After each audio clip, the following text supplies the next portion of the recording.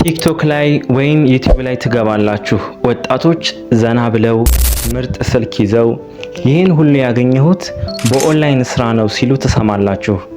እናንተ ጋር ደግሞ ስልኩ አለ፣ ዋይፋይም አለ፣ ግን ኪሳችሁ ባዶ ነው። ባዶ። ልዩነቱ ምንድን ነው? እነሱ ስለታደሉ ነው ወይስ እናንተ የማታውቁት ሚስጥር አለ? ብዙ ሰዎች ስለ ኦንላይን ስራ ሲያስቡ ስልካቸው ላይ አንድ አፕሊኬሽን ጭነው ጠቅ ስላደረጉ ብቻ በተአምር ወደ አካውንታቸው ብር የሚፈስ ይመስላቸዋል። ወዳጆቼ፣ እውነታው ግን በጭራሽ እንደዛ አይደለም። እንደዛ ቢሆን ኖሮ ሁሉም ሰው ሀብታም ይሆን ነበር። ዛሬ በፉአኒ ኬር ማንም በግልጽ የማይነግራችሁን ያንን የሀብት ፎርሙላ እናፈራርሰዋለን። በመሬት ላይም ሆነ በኢንተርኔት ገንዘብ የሚገኘው እሴት ወይንም ቫልዩ በመስጠት እንጂ በጉልበት አይደለም። በኦንላይን ዓለም ደግሞ እሴት ማለት 3 ነገሮች ናቸው። የሰዎች ትኩረት ወይንም አቴንሽን፣ ሰዎች እንዲያዩት ማድረግ ነው። ሁለተኛው ደግሞ የሰዎች ዳታ፣ መረጃዎችን ለኩባንያዎች ማቀበል ማለት ነው። ሶስተኛው ደግሞ የሰዎች ጊዜ ወይንም ደግሞ ሰርቪስ፣ አንድን ስራ ሰርቶ ማስረከብ። ስለዚህ በኦንላይን ዓለም ስኬታማ የሆኑ ሰዎች የሚጠቀሙት ሌቨሬጅ ነው ወይም ደግሞ ማባዛት የሚባልን ህግ ነው። እነሱ ለአንድ ሰዓት ሰርተው የአንድ ሰዓት ክፍያ አይቀበሉም። አንድ ጊዜ የሰሩት ስራ እየተባዛ ገቢ ሲያስገባላቸው የሚኖርበትን ሲስተም ነው የሚፈጥሩት።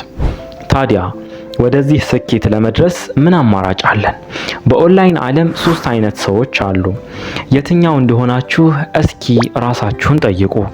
አንደኛው የክህሎት ሻጮች ወይንም ደግሞ ስኪል ሴለርስ የሚባሉት፣ እነዚህ ኮዲንግ፣ ኤዲቲንግ ወይም ግራፊክስ ተምረው ክህሎቶቻቸውን ይሸጣሉ። ይህ ግን የረጅም ጊዜ ልምድና ትምህርት ይጠይቃል። ሁለተኛዎቹ የይዘት ፈጣሪዎች ወይም ደግሞ ኮንተንት ክሪኤተርስ፣ እንደኔ አይነት ዩቲዩበሮች ወይም ደግሞ በተለያዩ ቲክቶክ ላይም ሊሆን ይችላል፣ ፌስቡክ ላይ፣ የተለያዩ ቦታዎች ላይ መረጃዎችን በመስጠት ማስታወቂያና ስፖንሰር የሚቀበሉ ናቸው። ሶስተኛዎቹ ስማርት ሰራተኞች ወይም ደግሞ ስማርት ሃስለርስ እነዚህ ናቸው። ዛሬ ላስተዋውቃችሁ የምፈልገውም ይህንን ነው። በትኩረት አዳምጡኝ። እነዚህ ሰዎች ልዩ ክህሎት የላቸውም። ልክ እንደ አብዛኞቻችን ወይ ደግሞ ልክ ብዙ ሰው የተለየ ክህሎት የለውም። ካሜራ ፊት መውጣትም አይጠበቅባቸውም። ነገር ግን ያሉትን ፕላትፎርሞች በብልሃት ይጠቀማሉ። አንድ ስማርት ጀማሪ እንዴት ነው የሚያደርገው? ጉዞ 2 ደረጃዎች አሉት። መጀመሪያ ላይ ለምሳሌ አንዳንድ ፕላትፎርሞች አሉት፣ ሃኒጌን የመሳሰሉ ማለት ነው። እንደዚህ አይነት አፕሊኬሽኖችን ይጠቀማሉ። በእነዚህም አፕሊኬሽኖች የተወሰኑ የኪስ ገንዘቦችን ይሰራሉ። ይሄ በጭራሽ ሀብታም አያደርግም፣ ግን ትልቅ ነገር ይሰጣቸዋል፣ በሩን ይከፍትላቸዋል። እውነተኛው ሀብት ያለው ግን 2ኛው ደረጃ ላይ ነው። ይሄውም ኔትወርክ መፍጠር ነው። ባንኮችና ትልልቅ አፖች ለጓደኛህ ጋብዝና ይህን ያህል ብር አገኝ የሚሉት በምክንያት ነው። በኦንላይን ዓለም ሰው ማለት ገንዘብ ነው። ስማርት ሰራተኞች ብቻቸውን 10 ብር ከመስራት ሲስተም ፈጥረው ከ100 ሰዎች ጋር 1000 ብር የሚሰሩበትን መንገድ ይጠቀማሉ። ሚስጥሩ ግልጽ ነው።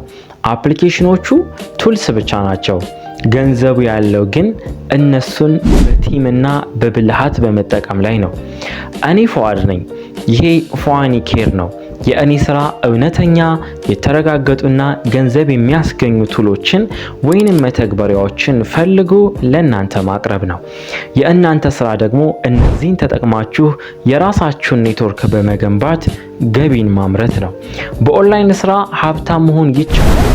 አዎ፣ ግን እንደ ድሮ በጉልበት ሳይሆን በብልሃት ከሰራችሁ ነው። ይህንን ስማርት የሆነ መንገድ መጀመር ለምትፈልጉ አዋጭና እውነተኛ የሆኑትን መንገዶች መርጬ እንዲሁም ለጀማሪ የሚሆኑ አፕሊኬሽኖችን ቴሌግራም ቻናሌ ላይ አስቀምጫቸዋለሁ። ጊዜ የላችሁም? አሁኑኑ ዲስክሪፕሽን ቦክስ ላይ ያለውን ሊንክ በመጫን የመጀመሪያውን እርምጃ ውሰዱ። ቀጣይ ምርጥ ቪዲዮ ይዤላችሁ እስከመጣ ድረስ ቻው።